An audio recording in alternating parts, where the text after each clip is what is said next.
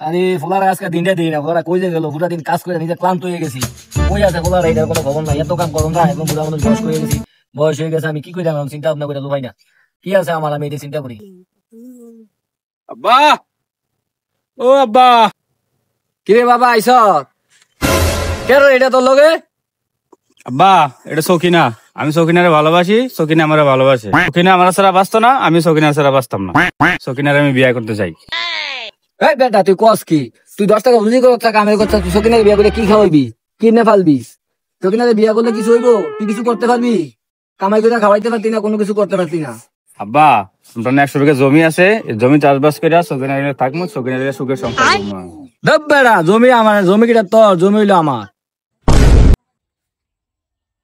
সকিনা, এটা কি হলো? তুমি এটা করতে পারলা? এ টাকা নাই জায়গা নাই, তুমি আমারে কি খাওয়াই লইলে?